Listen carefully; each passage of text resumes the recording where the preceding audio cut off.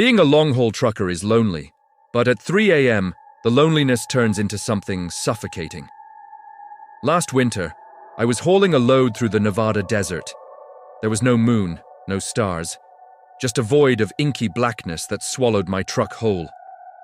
The only light in the entire world was the dim, green glow of my dashboard and the weak beams of my headlights cutting through the pitch-black mist.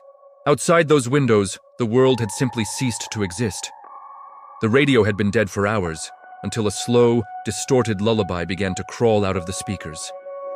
I reached to kill the power, but the knob was frozen.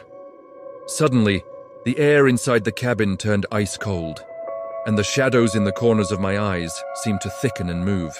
I looked into my side mirror, but it didn't reflect the road. It was just a black rectangle of nothingness. Then I glanced at the mirror reflecting my sleeper berth. There, in the deep shadows of my bed, I saw them. A pair of muddy, old leather boots. They were perfectly still, sitting right where I sleep, my heart hammered against my ribs. I was doing 70 miles per hour in the middle of a moonless desert. No one could have climbed in. Then, from the pitch-black corner behind my head, I heard it, the slow, rhythmic sound of a zipper opening. A smell hit me, the stench of old graves and wet earth filling the cramped, dark cabin. I looked at the rearview mirror again, and my blood turned to ice. There was a shadow leaning forward, a blackness even darker than the night outside. It had no face, just a silhouette that blocked out the dim dashboard light. I could feel its wet, ragged breath on my neck, heavy and smelling of decay.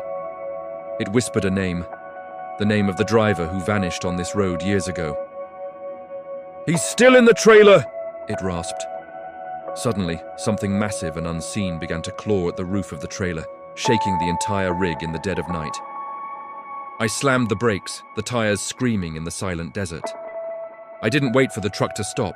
I threw myself out of the door and into the absolute darkness of the desert. I ran until my lungs burned, hiding behind a jagged rock, staring at the black silhouette of my truck standing alone under the midnight sky. I stayed there, shivering in the pitch black, until the first gray light of dawn finally broke the horizon.